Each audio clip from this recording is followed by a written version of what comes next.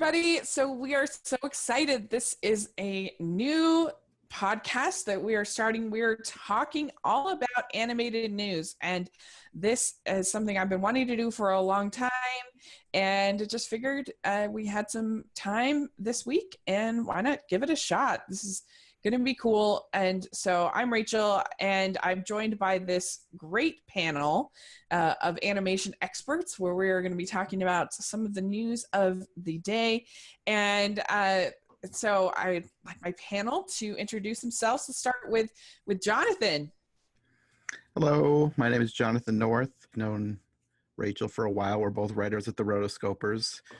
I'm a big animation fan. I love talking about all the different things that are going to be coming out, all the movies and TV shows, and I'm excited to do that with a bunch of other animation fans. Yeah, thank you so much. Why don't you introduce yourself? Hey guys, my name is Adam. I go under the alias The Animated Antic. I am an animated movie critic that writes animated movie reviews on my own website. I also run a YouTube channel where I do video essays on animation, and I also write on Letterboxd just for fun. Yeah, basically that's me. I'm an animated movie critic. Great. Thank you so much. Yeah. Sol, what about you? Do you want to introduce yourself? Okay, guys, so my name is Sol, S-O-L, means sun in Spanish. I'm from Argentina, you can tell by this accent. I am a huge animation fan. I have a YouTube channel where I do movie reviews, mostly animated movies, and I also do some Disney stuff from the parks.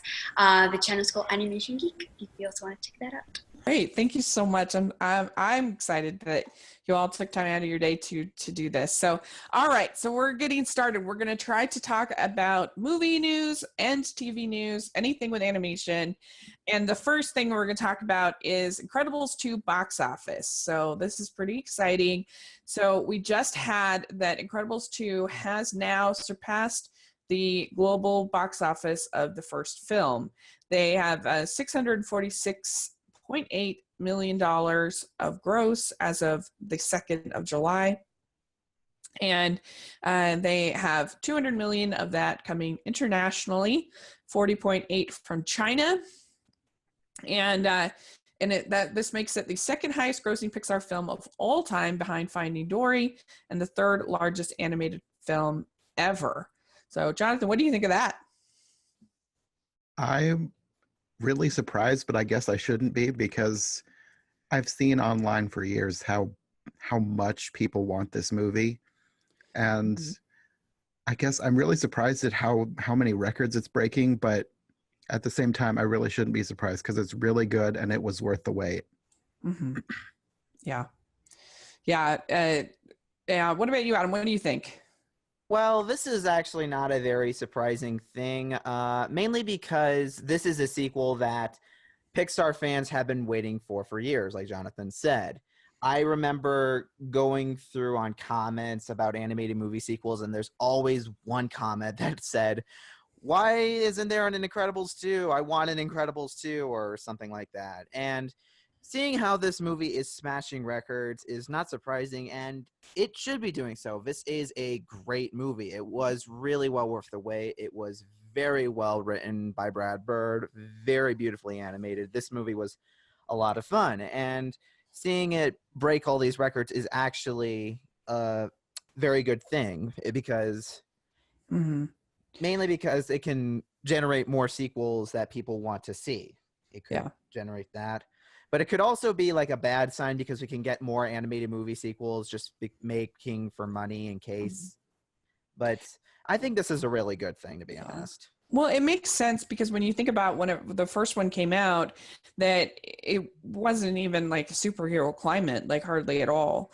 And now, so not only animation wise and people really wanting the sequel, but also because of just the superhero landscape. And I, in the article I read, that they said that it's actually still only in 51% of the international marketplace. Like, I don't think it's open in Australia yet. And so that's pretty amazing. That's already broken global records. It's a film that adults will like, kids will like. I don't know. What do you think, Sol? Well, I think we live in a time of nostalgia. Like every movie you're seeing right now is a remake, is a sequel, like a lot of it. And the Beauty and the Beast live action made so much money. We're just living a nostalgic time. So yes, the hype for this film was huge for so many years because the first one was so loved. But I think it's the nostalgia is such a big factor in this. And I think it's like, with many films, animated films, there's these adults who are like, oh, animation movies are just for kids, which is not the case. All right. Yeah. You see so many different generations of like, a new generation that is first introduced to this movie, but then the older fans and, all these different generations. So I think that's why there's also so many people in this. And myself, I'm rewatching this film soon. So I think that's also the reason why they might be making money, to my rewatch. No, that's true. That's a very good point. That it is a movie. I'm probably going to see it for a second time today, and I think that it is a movie people are going to multiple times. I'm going a second time today too. Oh yeah, And now with the 4th of July, holiday, who knows, yeah, that's true. And there isn't. I mean, I guess this weekend you have Ant-Man and the Wasp, but you have a. It was the nice little window there where there wasn't any other family films at the box office, and there wasn't really a superhero movie because I mean, if Infinity War kind of starts to die down, and so I don't know, it was very well timed as far as the box office. So all right, well, great, yeah. So okay, so the next item that we have to talk about is the anime film called Fireworks. Producer Genki Kawamura of Your Name is also producing this film. This is also about two teenagers in Japan. They cannot agree whether or not fireworks are flat or round when they explode. The one teenager's mother is divorcing, and so they have issues at home, and it's like about their summer break, and I guess there's some kind of time travel element that gets involved. What did you think, Jonathan, of this trailer? I have never seen Your Name, Uh-huh. so I don't have a frame of reference for the director. It's one that it's on my list. I'm going to see it eventually, but Yeah. this looked really good. I don't know about the story too much. It seemed like it might be kind of a generic anime story because anime stories seem to have like a lot of drama mixed with supernatural weirdness, at least the ones I've seen that like I'm not speaking strictly about Studio Ghibli because they're like in a whole class by themselves, but I've seen other anime movies and this seemed kind of like that, except the animation was better almost. Like it was not quite Studio Ghibli quality animation, but it looked really good. But the thing that stood out to me most was the music. The music I thought was amazing. I loved the soundtrack that was in the trailer. I don't know if that's going to be in the movie itself because, sometimes trailers have music that's not from the movie. But I hope that this is, because the music in the trailer really set the trailer apart for me. That's what made me want to see it more than the story, because the story seemed a bit generic, but the music can make or break a movie sometimes, and I think that this one could make it because I love the music. Yeah. Adam, what do you think? I have also not seen Your Name yet, so I really can't comment on that. Yeah, I need to see it eventually. I've been really busy with stuff. This seems interesting in a way. It definitely does have like a time travel, somewhat of an It's a Wonderful Life kind of thing to it. I really like the animation in this. It's really stunning, well done. It is not up there with Studio Ghibli, obviously, but I do think this is a very interesting concept. Though, from what I've heard, this is based off a short live action television play from 1993, apparently. And so this could go either way. It could be really good, or it can just be kind of generic, like Jonathan said.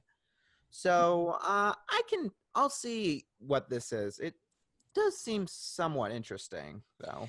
And this is going to be in theaters, I believe, for 3 days over this course of this weekend.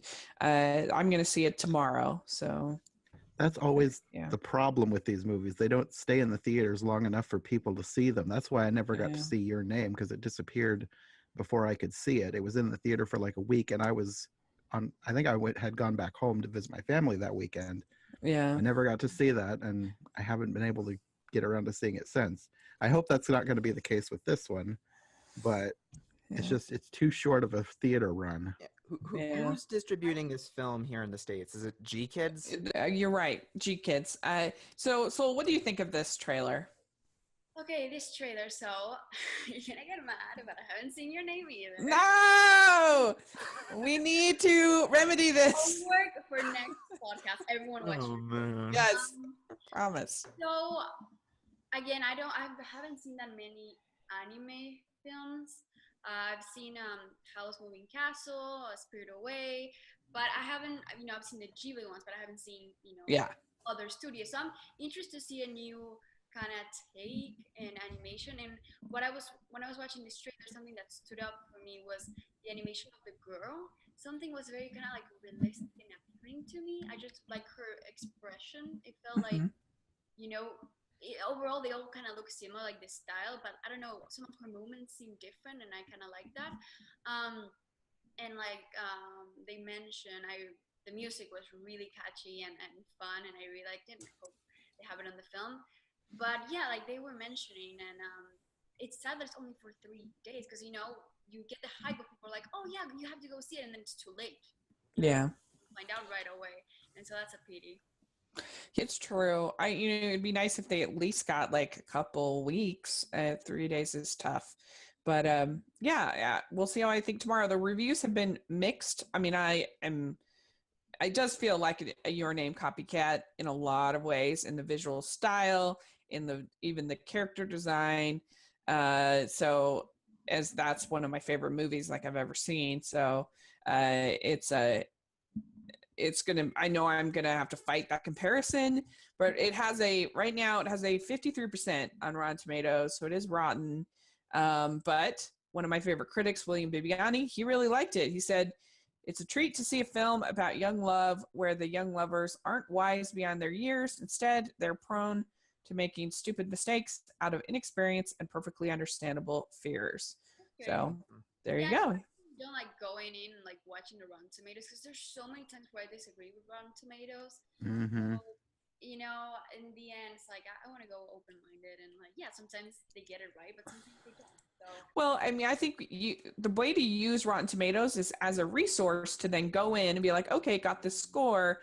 I'm going to go in and actually look and see what the critics said, and I have like my particular favorites who I then. Like Christy Lemire is one that I also really like. She didn't like it.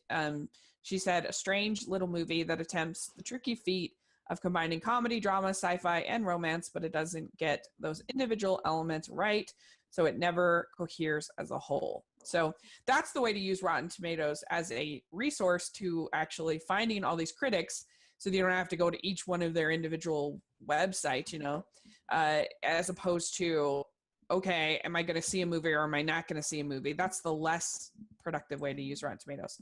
But anyway, okay. So let's move on. So we also had an early screening for Hotel Transylvania 3 this week. It's kind of cool how they did it. It was just one night, one afternoon on Saturday with Atom tickets. You had to get your tickets through them. And Regal Cinemas. And anyway, and so there are 4 official critic reviews in. I saw it, and I actually quite enjoyed it. I thought that, I think all of these movies have been fine, and I think this one was better than the last one, because I had some issues with the last one, but the animation was very sparkly and very pretty, and I thought it had some decent laughs. I don't know, Jonathan, what's been your experience with this franchise?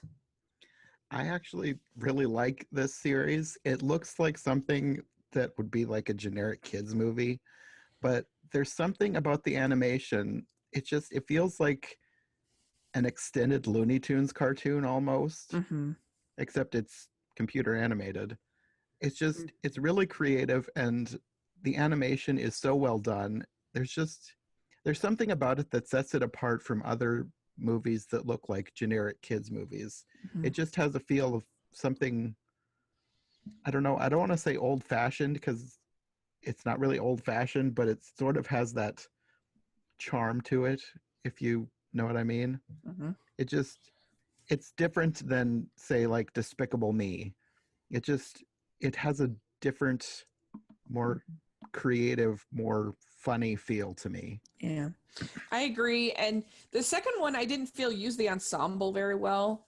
And this one, I feel like gets back to that, like everybody kind of has their fun moments and some good jokes and stuff. And I don't know, Adam, what do you think about this series and this movie? So truth be told, I only just saw the first one last week. I'm going to be seeing the second one this week for my website to review. Uh-huh. And from what I gathered from the first film, I thought it was decent. I didn't love it, but I didn't hate it like most critics did.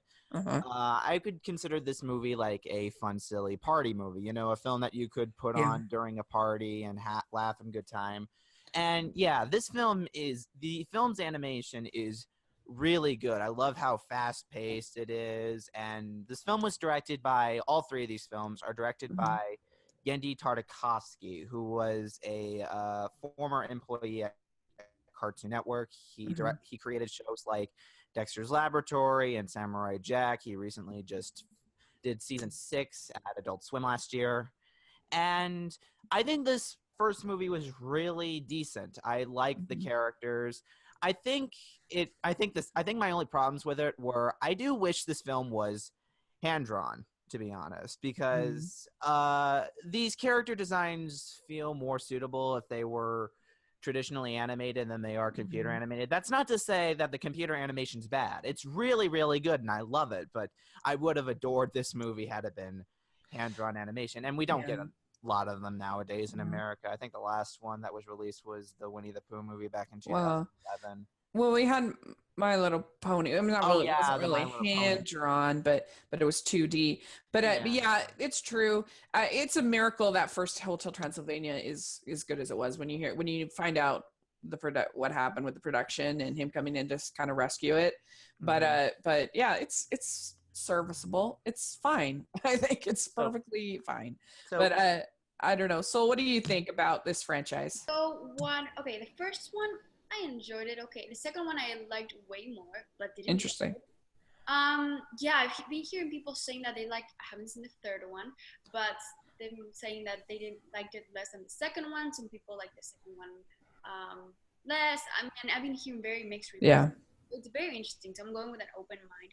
What I do like about this franchise is that they don't try to be DreamWorks or Pixar, making you cry or like this big animation. They just want to have a fun film, for you to just sit down and have a good time, and I feel like people and critics sometimes just want to compare with other studios, and you just kind of have to see it the way it is, just like a fun film. And I'm looking forward to the third one. It's not like a film that I'm super hyped about. I think it's interesting that the other ones are Hotel Transylvania. This one's going to be in a cruise. I really like the whole aspect of a hotel with monsters. How would that work? I think that's super fun and fascinating, the way they play with that. So it's going to be fun to explore a cruise. Yeah. Yeah. There's 4 reviews right now on Rotten Tomatoes for it, 3 positive, 1 negative. So that's a pretty good start. The Brian Orndorff, he says, while Tartakovsky is attentive to expectations, he's also going bananas with previously unseen scale and manic animation, making the endeavor the best of the series just by sheer energy alone. And then Lee Passes from Herald Sun says, as is often the case, a lot of the freshness so abundant in the original is all but gone now from Hotel Transylvania 3. So there you go. That's the difference there. So, all right, let's move on. Okay, so we have a new short from Pixar that is going to be airing at SIGGRAPH. And if you don't know, that SIGGRAPH is this conference on computer animation, basically, and it's where Pixar got its start. The original like shorts, like Knick Knack, and what's the one with Part of Tin Toy was shown Tin there. Toy? That's right. Lexo Jr. was the big one, though. Yeah, they were all shown at SIGGRAPH, and that's where they met Steve Jobs. I mean, it's just a huge thing for Pixar, SIGGRAPH. And so there's this new short, Pearl, and that's going to be released there in August. Jonathan, did you read it all on this? What do you think of this? Yeah, I read about it. It doesn't sound like something that's going to be getting a very wide release, though. It looked like it's going to be maybe shown there and then that's it, which is kind of a shame.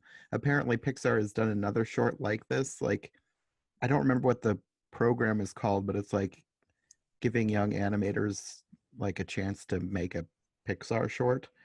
But as far as I can tell, the other short was never released anywhere else, and I don't think it doesn't sound like this one is going to either, which is a shame because I like the character design. I don't know much about it. It's a ball of yarn, but I like the character design, and it looks like it would be a fun little short.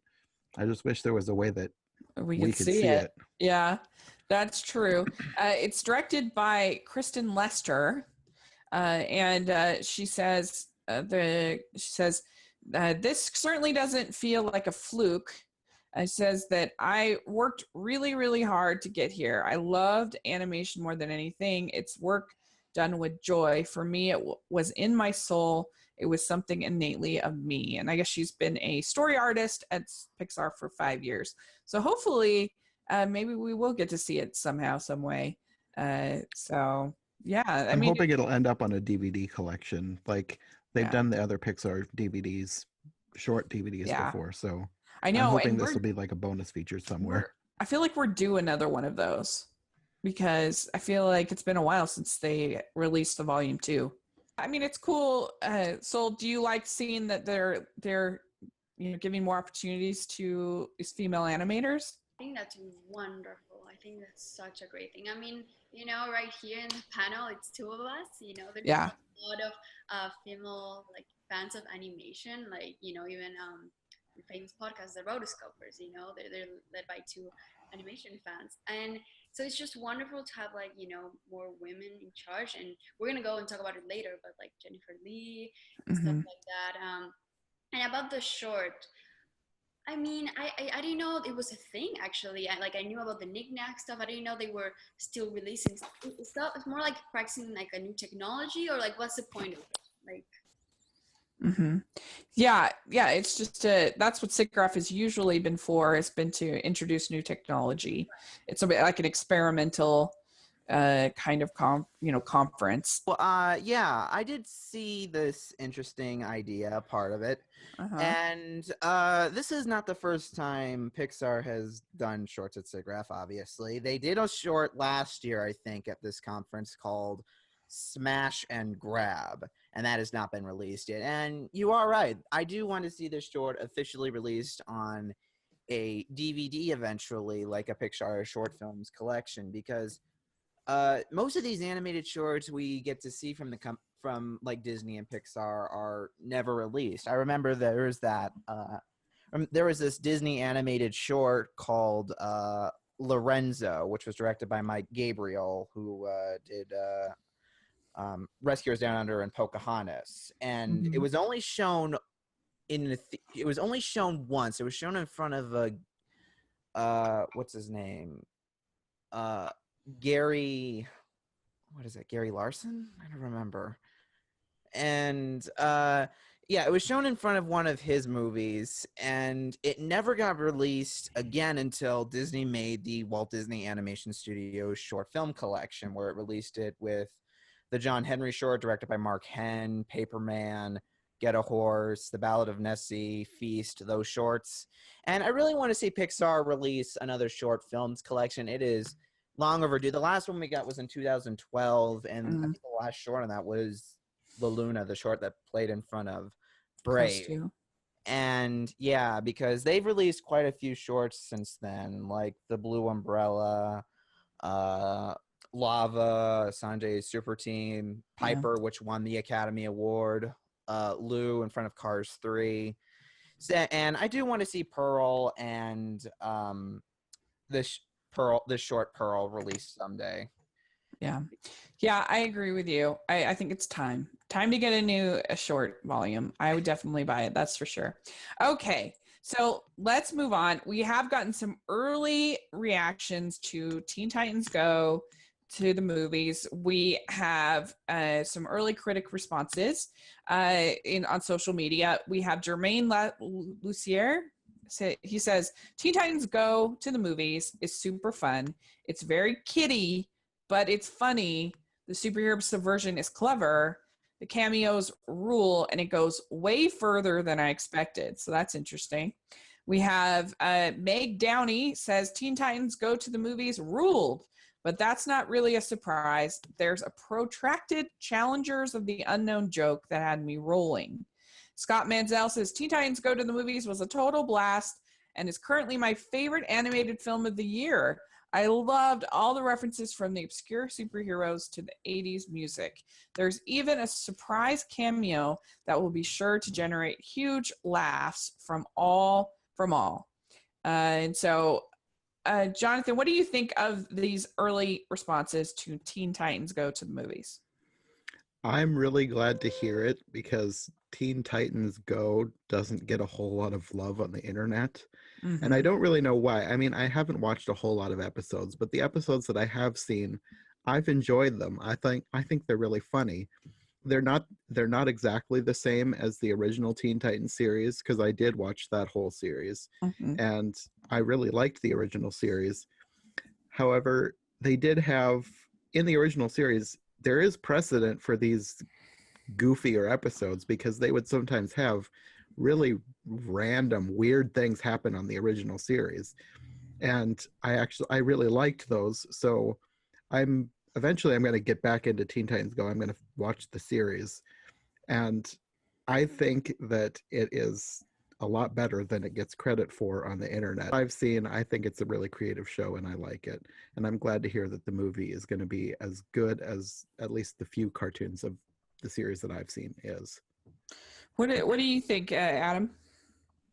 I have not seen the original Teen Titans show, but I have seen snippets. Like, I haven't seen full episodes, but I've seen snippets of the new Teen Titans Go cartoon, and I have not liked it. I thought it was very juvenile and not very funny. And I'll just get this out of the way. The trailers did nothing for me with this new movie. I was very unimpressed by these trailers. I think there was one good joke in them, and that was a joke involving the Ryan Reynolds Green Lantern movie and how they don't talk about it anymore.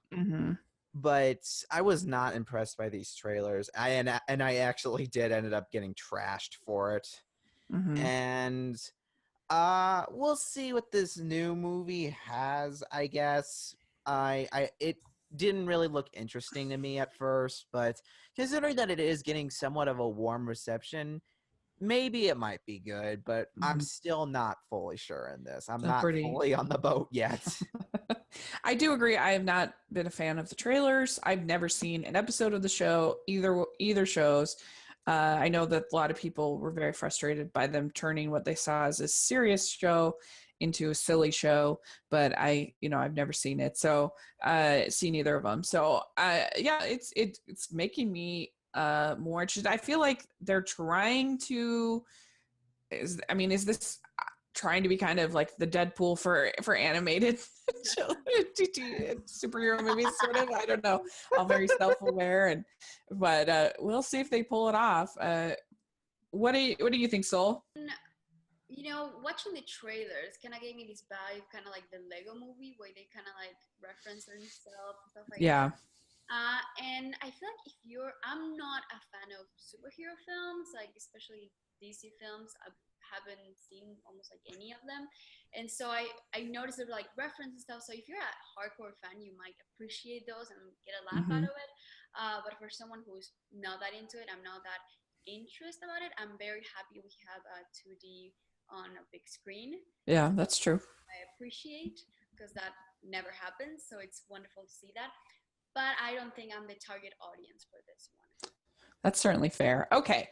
Next, we are going to talk about, we have in the world of TV animation, we have a spin-off of The Loud House, which is a very popular show. We have a spin-off called Las Casagrandes that has been greenlit by Nickelodeon. And this is, it follow Lincoln Loud's friend Ronnie Ann and her extended family, the Casagrandes, living together in the big city and exploring the endless possibilities urban life has to offer. And so, yeah, this is interesting. I mean, it's always nice when you see a little bit of diversity in on animation, whether it's TV or film. So, you know, could be good. So I'm going to start with Adam here on this. Like, you are I think know the most about the Loud House of any of us. Yeah. Yeah. What do So- you think about this with Las Casagrandes? In terms of Las Casagrandes, I think this actually might be pretty good, but I am a little cautious about it because animated TV spin-off shows, no, wait, I take that back. TV spin-off shows in general, most of the time do not land. And animation TV shows are no exception. I remember one time there was a spin-off show that was on Nick called Planet Sheen, which was a spin-off to Jimmy Neutron, and it was not good. Mhm. And but I am pretty excited. There is a lot of good things about this show, and mainly one of them is that we have a the creative consultant on this movie was also the creative consultant on Coco. So Oh, good. this is a very interesting choice on behalf of Nickelodeon. And I do like the character of Ronnie Ann. She's not my favorite on The Loud House, in all honesty. But I think it would be interesting to see what they can bring to the table with this.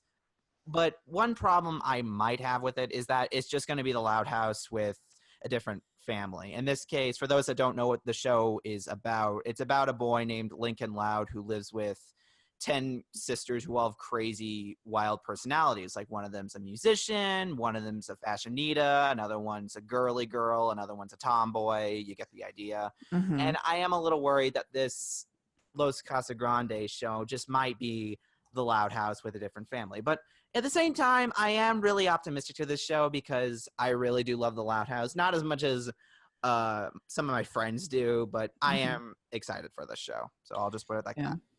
Cool. Great. Jonathan, what have you seen The Loud House at all? No, it's one of those shows I was kind of interested in seeing it, and I heard a lot of good things.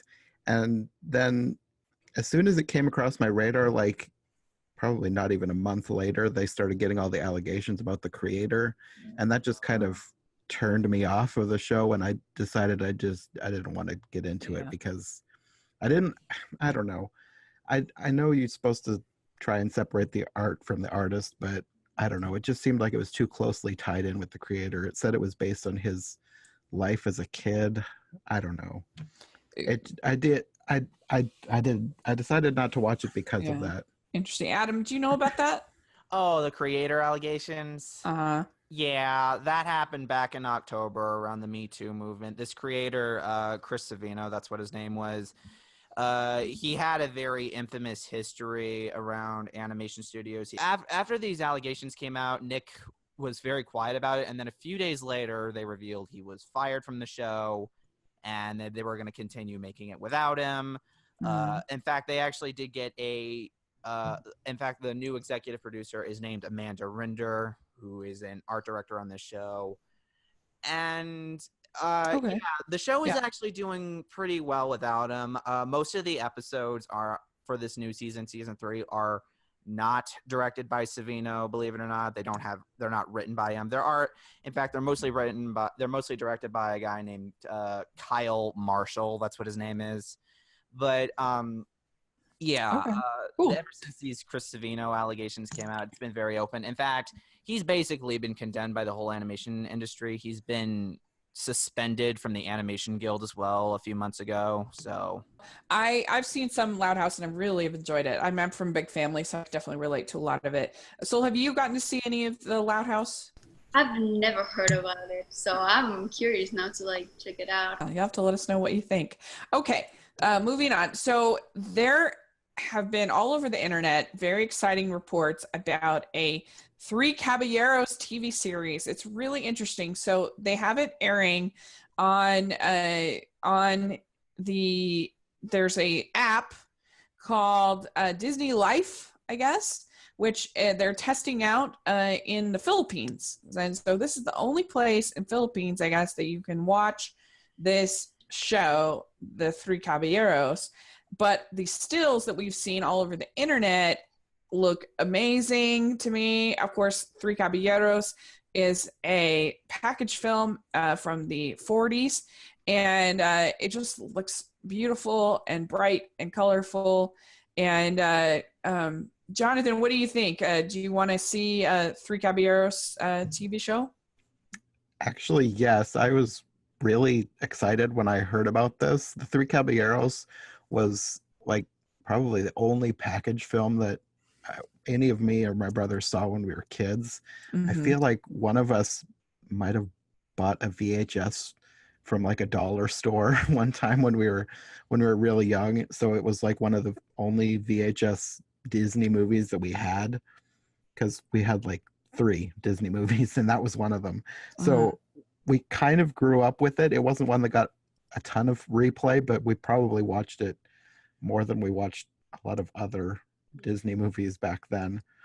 And we really liked it. And I recently rewatched it when we did a Rotoscopers series on the Disney canon. And I think I liked it more as an adult even, because just you can appreciate so much more of what went into it. The animation of that movie is just amazing. Yeah. There's so many just like surreal, beautiful scenes that, I mean, from a storytelling point of view, they don't really make a whole lot of sense, but they just look so good, and I really liked them. And I really liked the Three Caballeros as characters. Donald has always been Donald is my favorite of the Mickey Mouse characters. I love Donald. So I'm excited for another series that will feature Donald and then have these other characters that I really liked from that movie. It looked really good. The animation that I saw in the trailer that was online, it looked amazing, and I'm really excited. I really hope it gets to the US sometime. Yeah. Adam, what do you think? The Three Caballeros. So Yeah. I've only seen snippets of the movie yet. I've seen most of Disney's other package films. I've seen most of Saludos Amigos. I've seen Make My Music, Melody Time, Fun and Fancy Free, Ichabod and Mr. Toad. And I did really like the snippets of Three Caballeros I saw. Donald is probably my favorite Disney character out of Mickey and his friends. And the interesting thing about this new Three Caballeros show is that I've actually seen the first episode of it. Somebody actually uploaded the episodes to YouTube. Oh, yeah? Yeah, and it's actually really good. Well, I think the first scene involves Donald's birthday. It's Friday the 13th, and everything goes bad for him. He's a barber, and he gets fired, and then Daisy breaks up with him, and all of a sudden he gets a stimulation saying he's been left a will of a fortune. And the next thing you know, once he arrives at this house, Jose then shows up, claiming he's also part of it, and then Panchito, and then Panchito shows up next, and then they basically said that they're the I'm trying to think, what was the word? Oh yeah, they're the inheritance of the Three Caballeros or something like that. Oh, okay. Yeah, I really want to see it. I'll have to see if I can find that on YouTube, because I think it looks really great. I love the stills I'm seeing. So what do you think about this? Well, so I would be very interested to see this show kind of like have a kind of like a Dora approach in a way that learning about another culture would be really interesting. Show it with no stereotypes, kind of like what Coco did, like represented our culture in such a authentic and beautiful way. I would like this show to kind of like show the Brazilian culture and maybe the Mexican culture in a way that kids maybe can learn a little bit of different languages or adults as well. Why Yeah. not? I think that would be very interesting. I enjoy the Caballeros films. It's not one of my favorites, but I really like the idea of what represents, and I hope Right. it kind of to show diversity. I would really like that.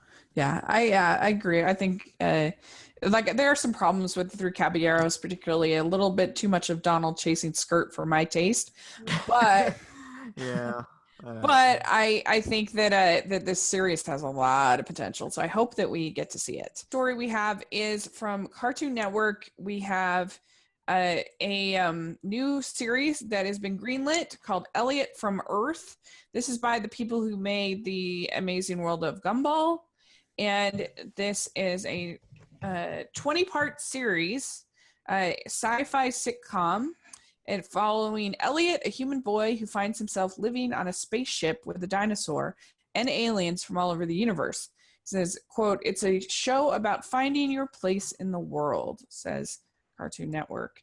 And so, and then it also says, "Elliot's story has been in the back of my mind for a long time." This is the creator. Casuto? Casuto, yeah. So Elliot's story has been in the back of my mind for a long time, and working my way through a number of different roles on Gumball gave me a unique look into how to bring such a project to life. I'm beyond excited to have this chance to introduce Elliot to the world, and very proud to have this amazing team with me for the ride. So, Jonathan, what do you think about this premise? I just saw this yesterday. I saw a still from the show. Like it got retweeted by somebody. It was something the creator had tweeted out, and somebody I follow retweeted it. The still, I didn't realize what the still was from, and I retweeted it based on the still alone because there was just something about the way that the composition of the picture, the it was the two characters, the little boy and the dinosaur, obviously in a spaceship looking out over a space scene. It looked so different and unique, and I was really excited for it based on that still alone. I didn't realize at the time that it was by somebody who'd worked on Gumball. I love the show Gumball. It is one of the most creative cartoons out there today. Just cartoons, just like something in the style of Looney Tunes, something that's just crazy. That show can be anything from just off the wall ridiculous to like hilariously smart, biting satire. It's such a good creative show, and I'm excited to see anything coming from someone who worked on that show. Cool. Yeah, I've never seen Gumball, so I have to check it out. What do you think, Adam? I've seen part of Gumball. It's actually a really good show. It is very creative. There's like combinations of hand-drawn animation, puppets, stop motion, computer animation. It is a very creative show, and like Jonathan said, it is very off the walls. It's Looney Tunes satire times, and it can also lead to some really good drama. There's a really good episode that actually kind of reminded me of the married life scene from Up. And from this still that I'm looking at right now, it definitely looks like a departure from Gumball.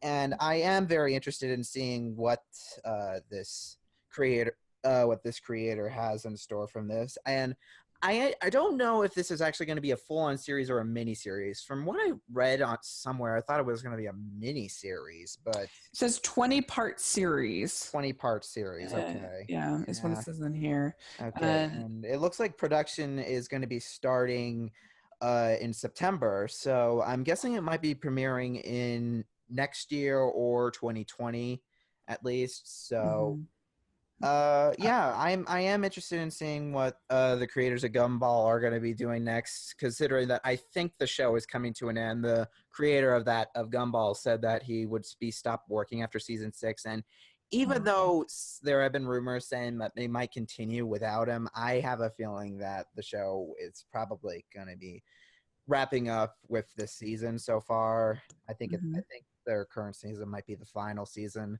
but we'll see. I am interested in seeing what Elliot from Earth will be like. What do you think, Sol? So I'm looking at Elliot from Earth, the picture right now, and what is it, a dragon, a dinosaur? What is it? A dinosaur, yeah. It says that he finds himself living on a spaceship with the dinosaur and aliens. He kind of reminds me of Arlo from The Good Dinosaur. Yeah. A little bit. I mean, it kind of looks cute and fun, so definitely gonna check that out. Yeah. There you go. Yeah, it sounds really creative. Like, how do you get a dinosaur and a little boy and a spaceship? Like, what? Yeah, very all right. So last story, big news this week. We have the closing of Disney Toons Animation, this Glendale studio that they announced. It's a little surprising to me because at D23, they had a new Planes movie that they were working on that they had some clips from, which I'm like, why? But I don't know. I was he at D23. This was last year. Said that they were revamping the studio, and it seemed like there was this new energy behind it.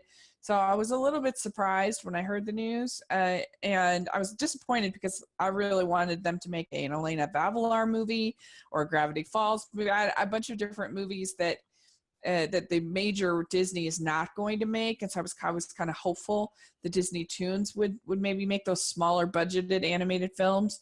So I'm a little sad, and 75 animators that are out of work.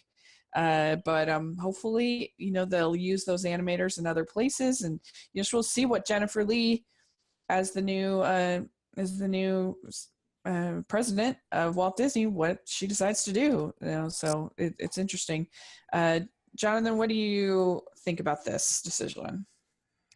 I think it's really sad because, of course, the studio's closing, people are out of work.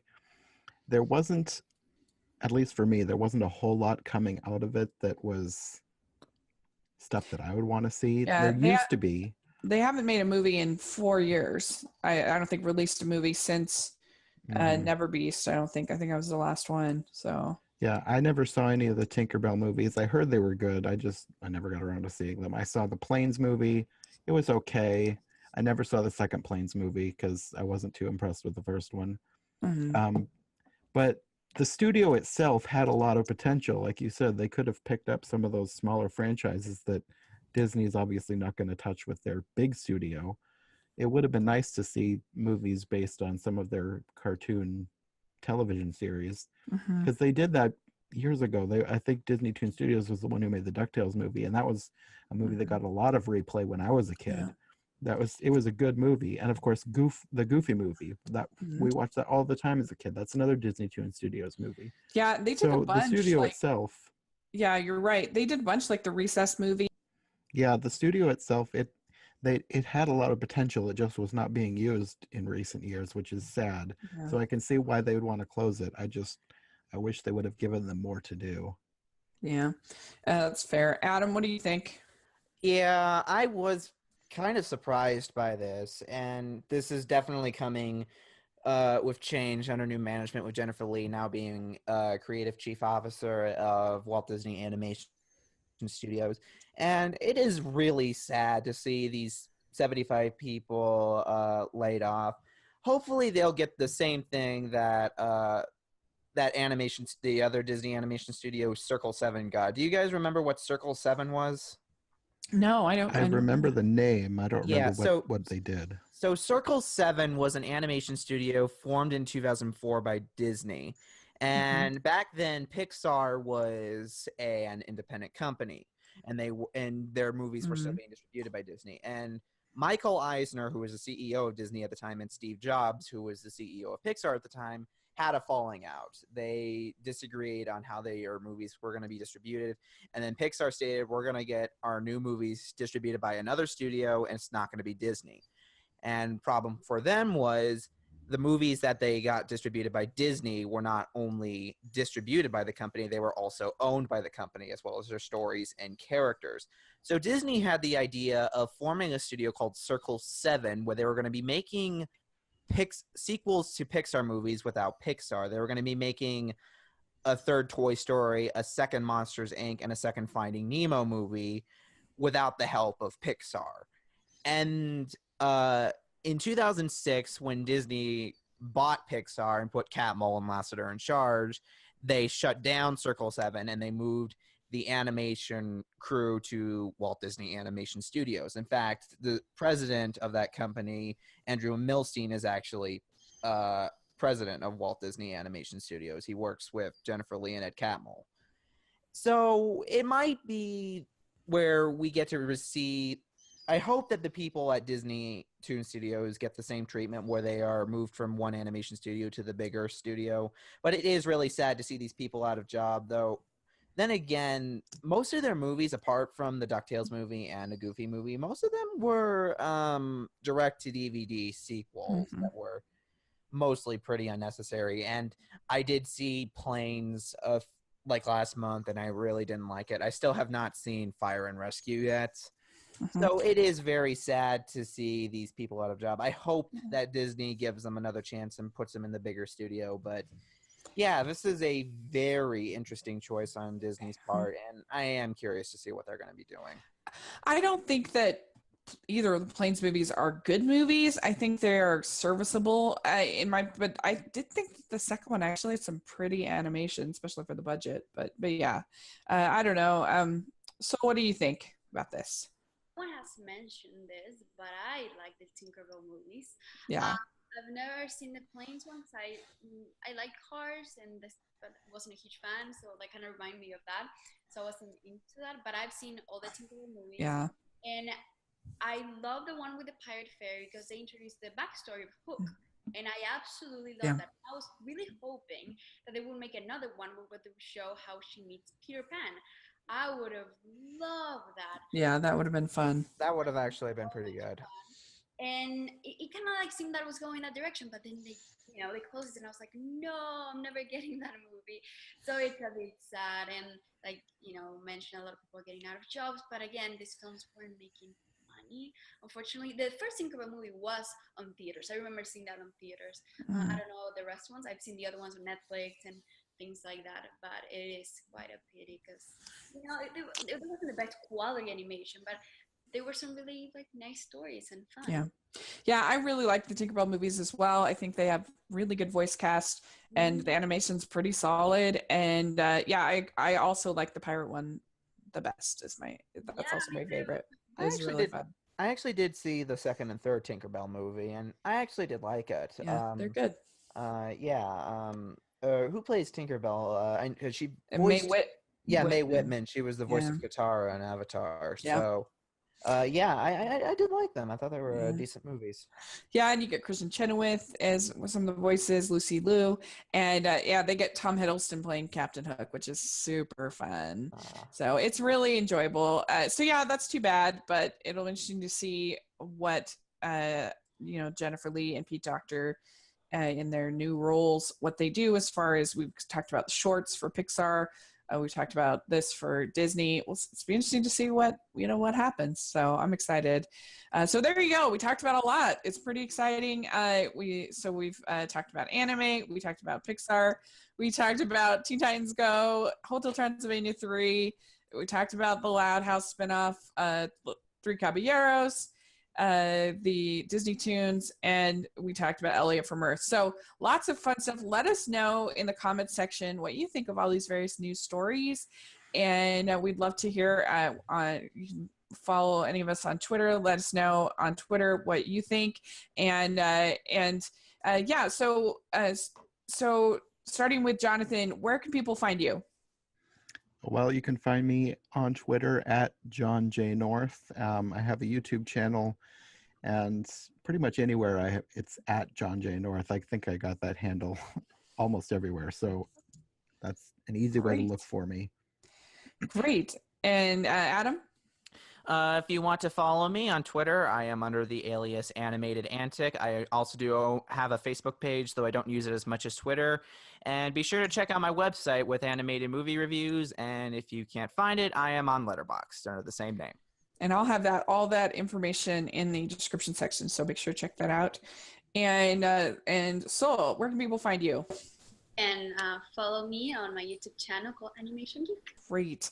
Thank you guys so much for taking time out of your day to talk about these fun stories. I really appreciate it. Yeah, no problem. Yeah, it was a lot of fun. Great. And you can follow me at Rachel's Reviews on iTunes and on YouTube, and I'm on all the social media. So make sure to check that out. We'd love your feedback. And thanks again. And we will meet again in another couple weeks and talk more animated news.